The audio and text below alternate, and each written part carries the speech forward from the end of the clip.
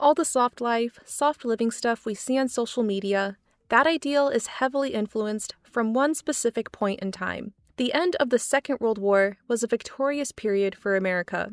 The economy was strong, consumerism was king, and aside from the other thing, and that other thing, purely based on aesthetics, life felt peaceful. The trials and stress of war was over, and what people wanted was relaxation. The 1950s is remembered as a chirpy, Beaver Cleaver-esque world where everything was super prim and proper. Happy nuclear families living in clean-cut suburbia, when the world looked like a Norman Rockwell painting. And yes, that imagery was absolutely popular. But the 50s was foremost an era of glamour. Vogue launched the decade with the January 1950 cover, showing a woman side-glancing at the viewer, with a rather snooty expression. But that attitude perfectly captured the ideal the 1950s was about to embrace: regality, elegance, sophistication. Glamour in the 1950s was maximalist, but incredibly controlled. Nothing was accidental. Not a single hair was out of place. Ideal femininity was head-to-toe polished. The cultural mood was romantic, joyful, and whether you were looking at Americana paintings, upbeat advertisements, or luxurious Vogue spreads, the message was all the same. Life is good. Or was it? From suburban leisure to over-the-top fantasy luxury, we're going to look into what created the feminine glamour of 1950s fashion. So now, let's get started. Life changed pretty quickly in the late 1940s. Veterans, at least some of them, came home ready to be rewarded. The GI Bill granted them privileges, including a year of unemployment compensation, university tuition covered, and low-interest loans to buy farms, houses, and businesses. The tides were also turning culturally. Soft leisure glam returned in pride. Fashion designers like Dior began using more material in their collection, which was considered shocking. People were genuinely outraged for being so wasteful with fabric. People still had rationing on their mind. In a time where people no longer feel afraid, there were new aesthetic freedoms, under certain guidelines. Traditional femininity was coming back, and this message was propelled even outside movie screens and fashion photo shoots. As for the millions of women who worked in factories, they were thanked for their services. It was greatly appreciated, but get out. Many were still willing to work, but factories began laying off women workers in enormous numbers. Over 5 million people lost their jobs immediately after the end of the war, most of whom never worked again, but they were never listed as unemployed because they were women. Meanwhile, more than half of American men were earning enough to support a family on a single income. So what did people do with this newfound prosperity? They got married. The U.S. marriage rate has never been higher than the late 40s. And not just that, they had babies. America experienced baby mania. Over 17 million were born between 1946 to 1950. And where were all these new families supposed to live? In a magical land called suburbia. The model of the man with a steady job and the woman who worked at home and took care of the family became the visual shorthand for the American dream. But there was more to suburbia than white picket fences and house parties to show off your furniture. With the new fears of the Cold War and communism, the nuclear family and privately owned suburban homes were promoted as evidence of the superiority of American capitalism. William Levitt, the father of mass-produced suburbs, once said, "No one who owns his own house and lot can be a communist. He has too much to do." Post-war life influenced a new visual of Americana, an aesthetic that reveled in domestic comfort. Diners with checked floors, apple pies, colorful Cadillacs. Idealized suburbia looked like something out of a storybook. Millions of dogs named Spot would bark at the mailman and milkman every morning. Halloween became as we know it today. Kids did trick-or-treating before, but now it became a national phenomenon of spookiness, costumes, and candy. Americana art sold the idea that daily simplicity could be wonderful. Americana imagery and idealization of the nuclear family influenced a new media obsession: the happy housewife. The home was a woman's sanctuary, and no matter how much work she had to do that day, she was always in a pretty dress, pearls, kitten heels, and an unstained apron. And the advertising world couldn't get enough of this archetype, promising wives and mothers across the nation that buying the right products is a shortcut to domestic bliss. This image of motherhood was also all over pop culture. June Cleaver in Leave It to Beaver was calm and emotionally supportive. Lucy in I Love Lucy whined a lot, but she tried. The ideal homemaker was expected to make all their labor appear effortless. You know that scene in The Marvelous Mrs. Maisel where she did her hair secretly and had to wake up all done up? That wasn't super common, but a few women did that. But it was seen that their compensation was indulging in their nurturing instincts and being provided for and protected by their husbands, though this was primarily a waspy middle-class to upper-middle-class aesthetic. And if a woman wasn't married, she better be looking. Women's magazine McHale's promised 129 ways to find a husband. Here are some amazing tips. Take a bicycle trip to Europe. Yeah, just go do that. Or read obituaries to find eligible widowers. Great timing. This decade saw a rise of cultural conservatism. Especially with the rise of TV, media became increasingly polished, pristine, and commercial-friendly. Sitcom parents were shown sleeping on 2 different beds. It's funny that on TikTok, era-defining songs like That Dog in the Window track are often used ironically, and using Mr. Sandman in a scary context is just unoriginal at this point. But songs like this symbolized something. They were safe and represented a culture that didn't want to turn the tides too hard. The 50s was all about rules, maintaining the status quo, and keeping things pleasant and familiar. The 50s was all about femininity, specifically a type of soft, graceful, poised femininity. And this ideal was impossible to escape from. The dangerously calculating femme fatales of the 1940s lost favor to Grace Kelly-esque ice queens, where their aloofness signaled virtue, emotional restraint. The Miss America pageant was first televised in 1954, subtly telling 27 million viewers that this is the ideal. The somewhat controversial Barbie dolls were released with immediate success. And sure, she was a single woman with a job, but she still adhered to traditional beauty standards. All Aurora had to do to get her happily ever after, and the man of her dreams, was to sleep. Bombshells went from women who knew their appeal and used it to their advantage to a character that was more domestic. They were either unaware of their attractiveness or just happy to be looked at. Anthony Ujorowski theorizes, unlike the case of the femme fatales of the 1940s, Marilyn Monroe's sexuality is not lethal or emasculating, but rather designed to flatter the male ego. And Monroe just happened to be the most talked about actress of the 1950s. After dyeing her hair platinum blonde, inspired by 30s superstar Jean Harlow, and developing a breathy voice to control a lifelong stutter, Monroe cultivated an image mixing classic Hollywood glamour, but was also the somewhat relatable girl next door. Her character in Some Like It Hot said of herself, "I'm not very bright, I guess."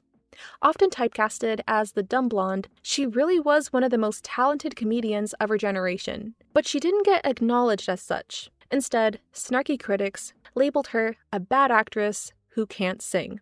But that didn't stop studios and audiences from noticing that she simply had an it factor, and so she became a face of her generation. The biggest source for gossip tabloids, Lucy, referenced her, and cue countless and countless of celebrity women being compared to Marilyn Monroe. She was just one of the 50s movie stars that Pinterest and Tumblr would be obsessed with. There was also Audrey Hepburn and Grace Kelly, who similarly went viral in that aesthetic Tumblr GIF regard. Kelly embodied pure elegance. Everything about her seemed composed, graceful, and almost impossibly regal, which was perfect because in 1956, she became the Princess of Monaco. Hepburn brought in a distinctly European sophistication to Hollywood, while also conveying a Disney princess-type factor in fairy tale-esque romances. People are still obsessed with 50s movie stars because their associated time period made their mythology extra magical. This was a golden age of glamour, a glitzy, dreamlike fantasy where the central focus was simply the pleasure of being surrounded by beauty. As much as there was an obsession with daily domesticity, there was an even greater fascination with high society and the good life. Movies showing gorgeous mansions, black tie events, shiny things galore. What were the internal lives of country club attendees? Come see people casually taking vacations to the French Riviera and just wearing couture fashion. You don't do that every day? The love of luxury all had to do with consumerism culture. Santa Baby was about Santa giving Tiffany's and convertibles. light blue. It was diamonds that were a girl's best friend. What is so wrong with a girl wanting to live in a beautiful world? At this point, black and white films started being an artistic decision. Technicolor became the standard. Bright colors made every scene pop like a moving painting, embracing the idea that life can be colorful, extravagant, and filled with bliss. This was more than a period of beauty. The 50s was a time of romance. How nice is it to see characters falling in love, getting married? You didn't only find love, you're no longer dating. What a relief. And love was all around. There was a scene from Here to Eternity, where they were Frenching on the beach. That got parodied like crazy. People dreamed of affairs to remember, where lovers reunited on top of the Empire State Building. Picnic showed farmtown love, where one Labor Day weekend would change everything. And everywhere you looked, there was imagery of men and women going on dates, flower gifts, cheek kisses, dancing. How dreamy. The radio was filled with love songs. Cue all the edits to the orchestral So This Is Love or the lullaby-esque Born Too Late. They were earnest and yearned. Yearn, people! The city of Paris had its own ethos of escaping the trenches of war and was once again a vibrant world of affluence. Hollywood didn't shy away from presenting Paris as a romantic, leisure-filled paradise, a city that was très chic. The Parisian fashion scene returned in full force, and haute couture has never been bigger. The Couture Associée allowed haute couture designers to license their designs for ready-to-wear fashion. Everyone knew what was going on in the Parisian fashion streets. And this kind of glamour didn't happen by accident. It was built into every silhouette, every accessory, and every painstakingly constructed outfit. A new crop of designers were taking over the industry, and these were names we recognize today: Christian Dior, Pierre Balmain, Hubert Givenchy, Cristobal Balenciaga. Fashion began showing a little more skin. Aesthetics began feeling freer. But 50s fashion was by no means simple to wear. You thought flappers got rid of corsets in the 1920s? They came back, along with girdles and shapewear. But it was all in the name of the silhouette. 1940s fashion was practical, comfy to wear, but this decade wasn't interested in that. Fashion was supposed to revamp you. Vogue editor Diana Vreeland said that fashion must be the most intoxicating release from the banality of the world.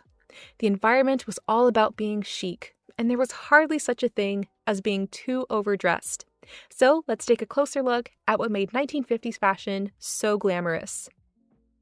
The New Look. In 1947, Christian Dior created the New Look, and it would become the thesis of 1950s fashion. The ideal silhouette was an hourglass, cinched corseted waists with longer, voluminous skirts. This rebelled against years of wartime rationing, and since fabric restrictions no longer existed, how can you not go wild? The New Look was built around excess, and it had to be worn with underskirts, petticoats, layers upon layers of fabric. Some of Dior's skirts used up to 20 yards of material. Dior explained his vision. I have designed clothes for flower-like women, with rounded shoulders, full feminine busts, and hand-spun waists above enormous spreading skirts. The result was soft, elegant, almost something from a fairy tale. Vogue wrote that the New Look was an unblushing plan to make women extravagantly, romantically, eye-battingly female. So in a time period where cultural conservatism returned, there's a newfound emphasis on corsets and a growing emphasis on rules, propriety. Doesn't that sound familiar? Dior drew inspiration from the Victorian era, but it wasn't necessarily seen as regressive. The New Look felt like a breath of fresh air. Fashion can now embrace abundance. If you lived in the 1950s, the New Look would be a daily occurrence. It could be dressed down and casual or formal, but not all women were happy with this trend. Some felt this look was wasteful and impractical, especially with the longer skirt. A Texas group called A Little Above the Knee stood against it. Chanel believed women's clothing should allow them to move freely and comfortably. She thought fashion should work with a woman's body, not turn it into a decoration. She reportedly said women sitting in the New Look looked like an old armchair. But this controversy emerged in the first place because this was a style you couldn't ignore. You could love it, you could hate it. You could call it impractical, wasteful, romantic, extravagant, but after a period of hardship, Dior influenced a new era for high fashion. Pearls. A fashion craze that started in the 1920s were reinvented into something daintier and more ladylike. Pearls became popular again with Dior's Coral collection to accent his flower-like designs. According to a 1954's Women's Weekly issue, you must have it. Find, beg, or borrow every strand you can, whatever their size. Put them all together in what appears to be a tangled mess. The effect will be stunningly smart. And the must-have brand? Vendome. Pearls became closely associated with the image of the ideal homemaker, frequently worn by June Cleaver in Leave It to Beaver and Margaret Anderson in Father Knows Best.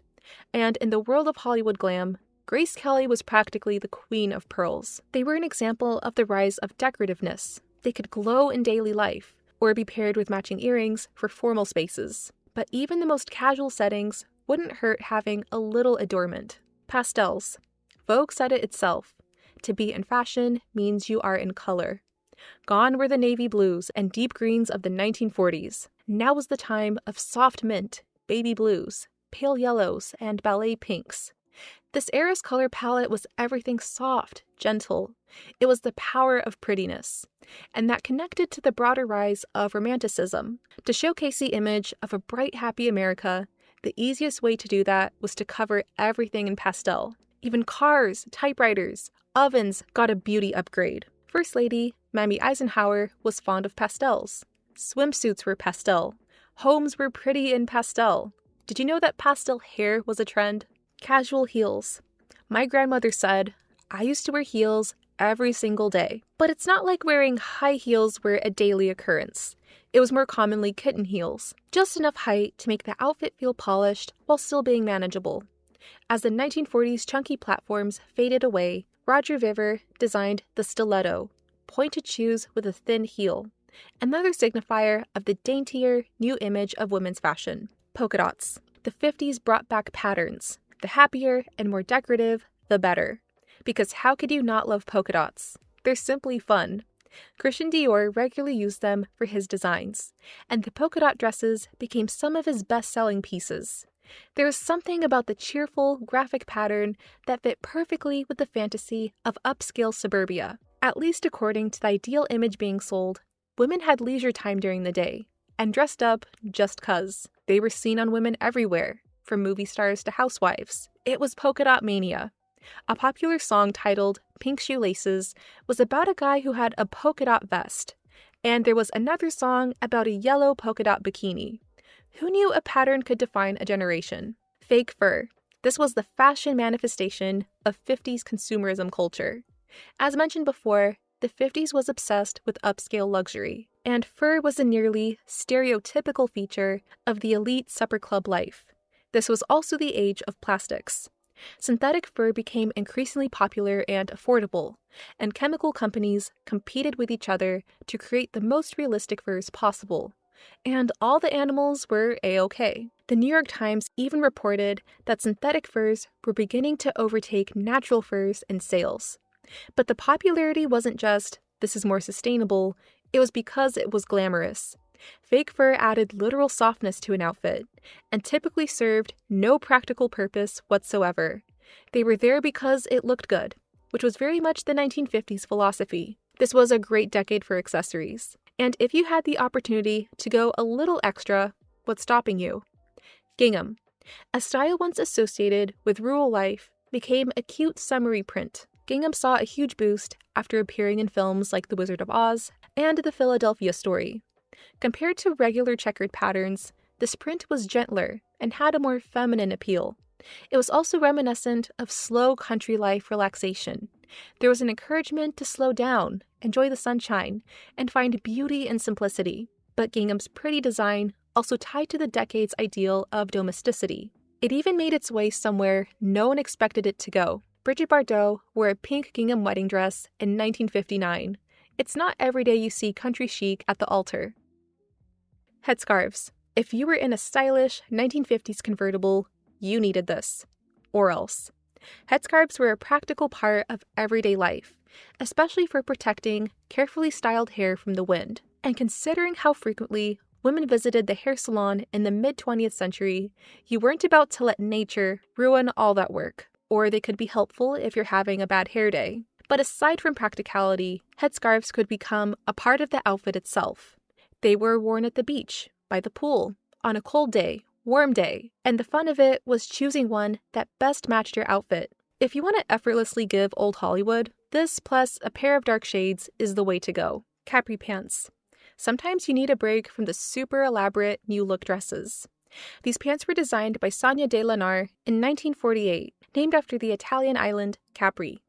They were created as a more practical option for cycling, the dominant form of transportation. We can't have loose 1940s pants getting in their way. In the previous decade, many women's pants didn't look too different from men's, but in the 50s, it was more acceptable for women to wear pants as long as it had a form-fitting, shorter, more feminine shape. They were another aspect of cute casual wear, and given their origins, they evoked the carefree lifestyle of the Italian Riviera. Capris became one of the signature looks of Audrey Hepburn, and Marilyn Monroe was particularly fond of them. Mermaid dresses. This was another example of how the 50s pushed the hourglass silhouette. Designer Marcel Rochas designed the mermaid dress in 1930, inspired by 1880s fashion. But the mermaid dress found a new audience when model Lisa Faunes-Greaves was photographed by her husband for a September 1950 Vogue spread. The fitted bodice and narrow skirt clung to the figure before dramatically flaring out at the bottom, creating the illusion that any woman wearing it might actually be some mystical creature who has wandered onto land. Post-war media developed a renewed fascination with mermaids, but with added Hollywood sequins and glam, it creates something incredibly dynamic. The style screams, "Look at me." While it does have high fashion origins, there are no shortage of people that see the mermaid silhouette as rather tacky. The people that don't like the silhouette do not like this silhouette. But mermaid dresses were never intended to be subtle. It was pure aesthetic fantasy. Cat-eye glasses. Altina Shinasi created cat-eye glasses in the 1930s, inspired by the drab options in an optician's window. Surely there must be some way to design eyeglasses that could be attractive. What could a woman wear on her face that would be romantic? She created a frame inspired by Harlequin masks, and in 1952, American Optical released their own version of the style, collaborating with designer Claire McDarnell. And this was the first eyewear line by a fashion designer. Glasses wearers now had the opportunity to be stylish. The style was chic and feline-esque. Cats are regularly associated with femininity, while also being a feature of all-American kitsch. Pencil silhouettes. The second most popular silhouette of the decade was form-fitting.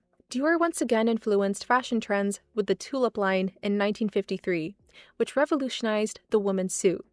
Jackets became slimmer and more rounded, paired with pencil skirts. It was practical enough to wear to an office, or better yet, a Vogue editorial. And while it could be worn almost anywhere, the pencil silhouette created some of the most memorable fashion moments of the decade. Think the pink dress in Niagara, or the white outfit in Cat on a Hot Tin Roof, or the green one in Rear Window. This was somewhat daring compared to most styles. It was sleek and womanly. And I would say the pencil silhouette is the granddaughter of Edwardian hobble skirts. Of course, the pencil look was walkable, but similarly to how hobble skirts were influenced by suffragette backlash, this might have been another subtle reflection of the 50s emphasis on rules and sticking to tradition. Or it was to shake up from the standard flower-shaped skirts. Cinderella gowns. This was as formal wear could get. It was a ball gown version of the new look, the same dramatic hourglass silhouette, but taken all the way to the floor. Of course, the most popular example of this look was Cinderella's ball gown, which blended Rococo with Victorian evening wear. A woman who underwent hardships had her years of kindness and patience rewarded with a night of joy and romance. The story was pretty relatable upon its release, and you could say Cinderella gowns epitomized the 1950s. They were beautiful, luxurious, dreamlike. Of course, not everyone had a dress like this, but they definitely saw the image everywhere. There was Christian Dior's Juno and Venus dresses, where skirts unfolded like flower petals or ocean waves. The Charles James Swan gown used 1,080 feet of tulle. Sophia Loren wore a fairy tale gown for the 1956 Cannes Film Festival. Whether in movies or magazines, women would look like princesses from a storybook. And if you really look at it, the style represented freedom. Not too long ago, the government restricted fabric.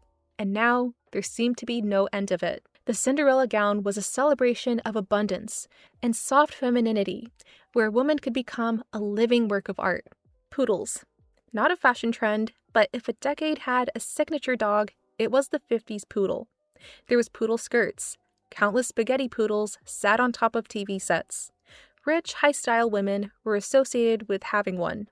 Poodles were a friend to movie stars. Mamie Van Doren had poodles, and Eartha Kitt, Elizabeth Taylor, Jane Mansfield, who had one named Monsieur Oui Oui. One reason they were so popular was because they were associated with the French poodle, matching the 50s Parisian craze. And unlike a lot of other dogs, poodles could be groomed into elaborate, sculptural shapes. A poodle looked like they always had somewhere important to go. They were seen as refined and elegant. For a dog. 1950s aesthetics had variety, but they were united by a broader cultural message: maturity, elegance, and by all means, conformity. And when you're constantly being told, this is how you're supposed to live, this is what you're supposed to want, that's naturally going to cause some deterrence. There was one subculture that was too cool, too hip, for everything we just talked about: the beatniks. Their world wasn't pastel. They wore black. They were existential. Vapid consumerism was a prison. They had their bongos and berets, scoffing at all the squares. This subculture was well known, but wasn't portrayed as aspirational. Columnist Herb Caen blended the words beat with Sputnik, rebuking the non-structural beat culture as un-American, and at very best, it was treated like exotic tourism. Across the street from them, the avant-garde scene was flourishing. There was no semblance of bright, happy Americana. That stuff was eye-rolling here. Artists in New York were doing real art, like abstract expressionism. It wasn't supposed to be pretty. It was supposed to make you think. But in all seriousness, abstract expressionism focused on raw emotion. These paintings were about anger, sadness, fear. The atomic age created an entirely new set of anxieties, and there weren't too many socially acceptable outlets for expressing them. As America entered a new decade, the image of a happy, wholesome nation was still the centerpiece. A young, charismatic president and first lady were welcomed to the White House with enormous excitement. But the tide started turning in 1963. Formerly undiscussed social issues were now under a spotlight. Martin Luther King Jr. delivered his I Have a Dream speech. The topic of racial inequality was something people could no longer ignore. The image of the happy housewife was put into question with The Feminine Mystique by Betty Friedan. The book examined the problem that had no name. The expectation that a woman's sole fulfillment was found in marriage and motherhood resulted in millions of unhappy, unfulfilled wives and mothers. And in November of that year, what was supposed to be an ordinary day, John F. Kennedy was assassinated. It seemed like the image of utopic America was coming to an end. But the 60s wouldn't mark an end of an era. Far from it.